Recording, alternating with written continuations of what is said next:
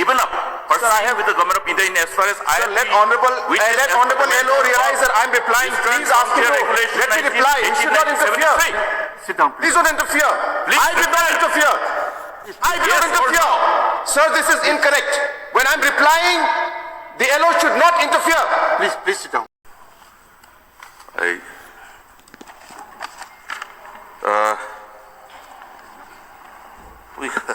We're all lawmakers, and as I look at the reply of the Honorable Chief Minister pertaining to this start question number 25, the reply is, sir, the matter is under examination of the state government and being taken up with Ministry of Home Affairs, Government of India. So it's an exercise. It is not new, Mr. Speaker, sir, that restricted area permit, which was required to be availed by the foreigners who travel to Northeast. Therefore, I would like to, in the first instance, ask the Honorable Chief Minister, through you, Mr. Speaker, sir, whether the government is aware that the restricted area permit was required for foreigners to travel to these identified states in as far as Northeast is concerned, under the Foreigners Protected Areas Order 1958.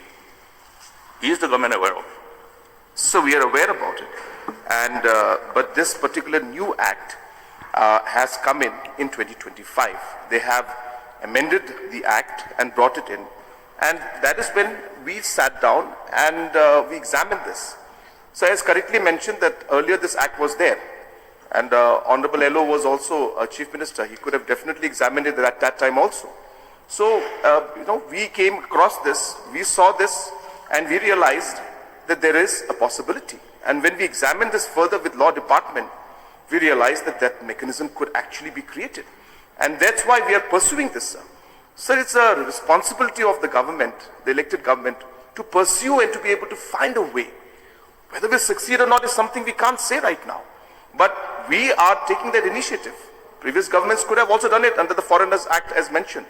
But for whatever reason, it was not done that time. But now we are pursuing it.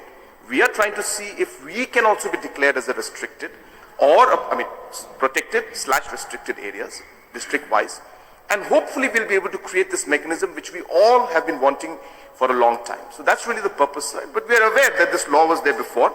But the new amended law and the Immigration and Foreigners Act 2025 was passed in September or August in the budget, in the autumn session, monsoon session of the Parliament, sir. Mr. Speaker, sir. Now this restricted area permit which was issued by MHA for all the foreigners traveling to Northeast. In fact, there was a time when the states from the Northeast wanted this restricted area permit, which is required to be availed by all the foreigners traveling to Northeast in order to promote high-end tourism footfall. Because when we are talking about, look at the application of this law. This application of law is designed to ensure that any foreigner coming, whether an European or Western, whoever, will require this restricted area permit. That has restricted the tendency of the travelers to look at Northeast because there's an advisory issued by the ministry of the embassies concerned. So it is just contrary to what exactly is required to be done. But having said this, I would like to get a very categorical reply from the Honorable Chief Minister. In view of this reply, whether then the government, the state government has given up its endeavor and effort to pursue with Government of India in as far as application of ILP in the state of Meghalaya is concerned. Sir, I've already answered that question. I have been very clear that our objective is to find a mechanism. No, my question is whether it has given up pursuing with the Government of India in as far as ILP. Let Honorable LO realize that I'm replying. Please ask him to let me reply. He should not interfere. Sit down, please. Please don't interfere. I did not interfere. I did not interfere. Sir, this is incorrect. When I'm replying, the LO should not interfere. Please sit down. Please sit down. Mr. Speaker, sir, the reply should be yes or no. Sir, I am replying. Please. Please sit down. If the Honorable LO wants to reply, I will reply. Please sit down, please. Sir, I will give the detailed reply because this is a sensitive topic. If he does not, you have the passion. I keep repeating, sir, they have passion to bring out the subjects, but they don't have the patience to listen to the reply. What kind of a attitude is that, sir? I respect the passion you have, but have the patience to listen. Mr. Speaker, sir, the question is very clear. Whether, in view of this reply, whether the state government has given up pursuing with Government of India in as far as demand for application of ILP in the state of Meghalaya is concerned, yes or no? Sir, I will give the reply as per what I think is correct. Just because he says that it should be yes or no, it doesn't work like that. I will reply so that the House is satisfied. Sir, I have replied earlier also, and I'm repeating again, sir, that we are looking at a mechanism. We need to understand it is not about ILP, it is not about MRSSA, it is not about the Foreigners Act. It is about creating a mechanism to be able to restrict the entry of foreigners and to be able to find a way where illegal immigration is curbed. That is the purpose. We have to realize that. Now, government has pursued the ILP. We have met Home Minister multiple times. The government continues to pursue it. And we are seeing the aspect, every time we go, we get reply that examination is going on, it's being examined. So when we get this reply, we say, well, is there another way to do it? Because objective is, as I said, is to create a mechanism. So if the Foreigners Act can give us this mechanism, then we will pursue this also. So yes, let me reply to the Honorable LO that we are pursuing all possible ways. We are committed to ensure that illegal immigration is curbed. Whether it's ILP, whether it's the Foreigners Act, we will pursue. The earlier governments could have done it, but they did not. Why? Why did they not look at this aspect? Okay, that's enough. It is our government that has done it. Mr. Speaker, sir, I think the reply to my question is actually yes, indirectly. Though the question, he has dribbled it very well, but the understanding is that yes. So, in view of the seriousness of this issue, I would like to remind the House and seek a clarification on this, whether all other laws which has been enacted by this House, including MRSSA 2016,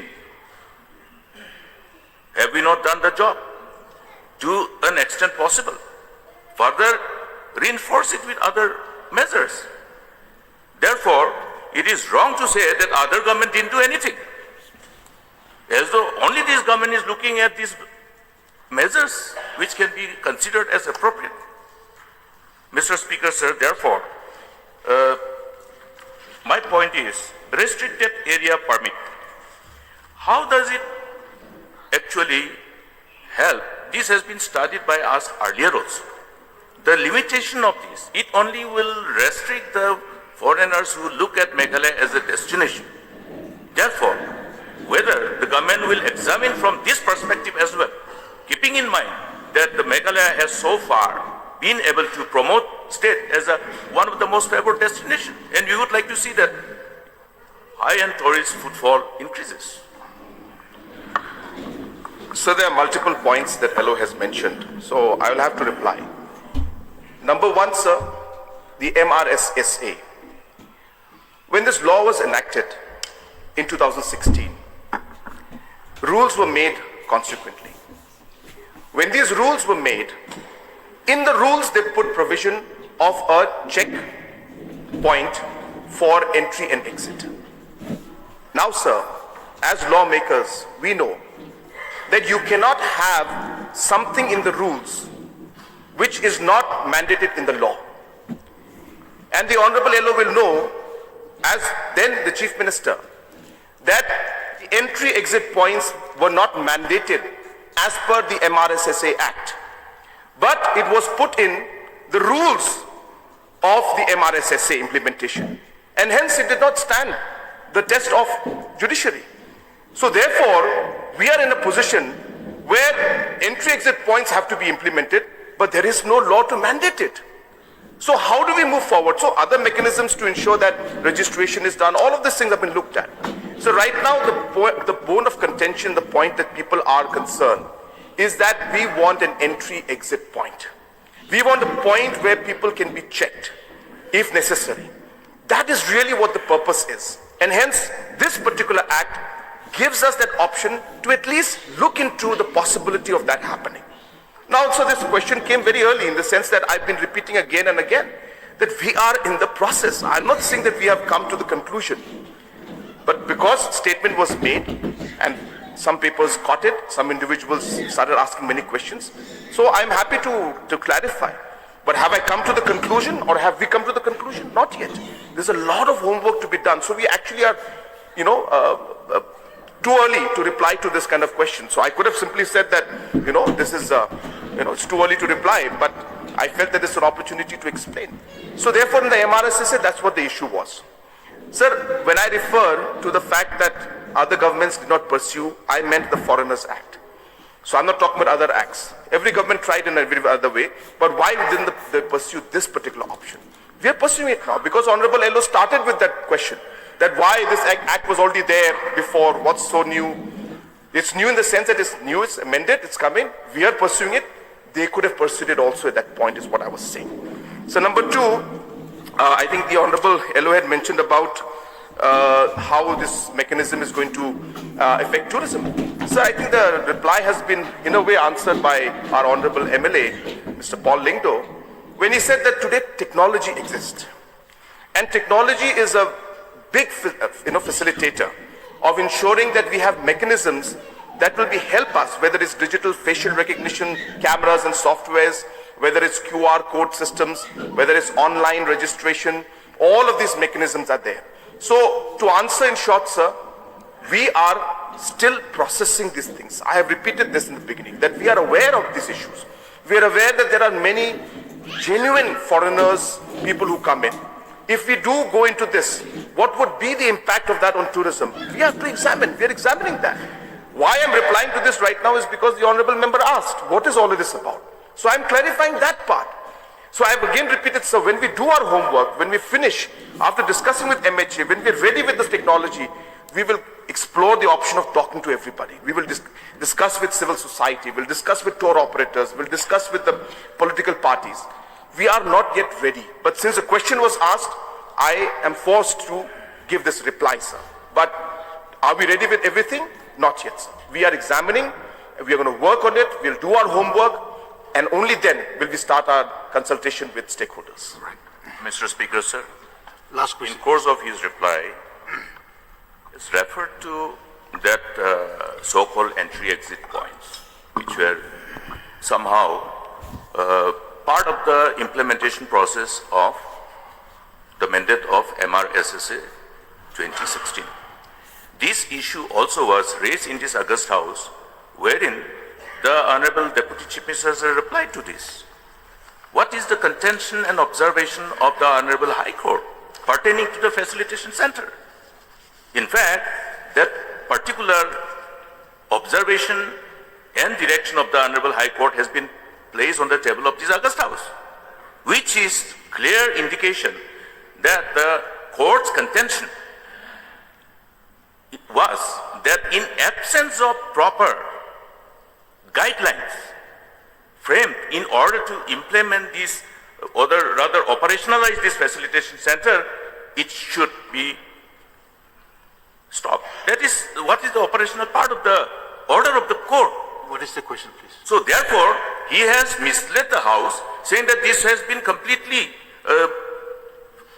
MRSSA has completely failed to withstand the scrutiny of judiciary. No, it has not. Sir, I never said that the whole act.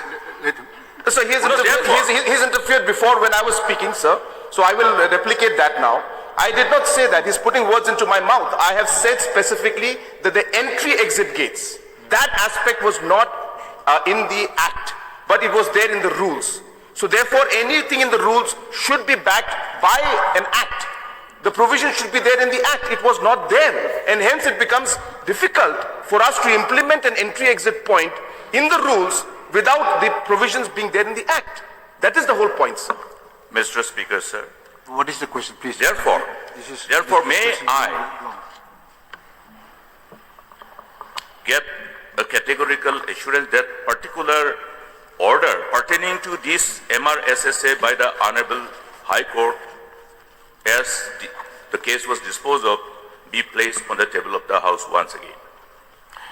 So we will place that, we will place the specific part, provisions of the rules that were made by the government then, and also the act to show that there is no provision in the act to have any entry-exit points. So we'll put the whole set together and we'll put it on the table of the House. Is Bardin?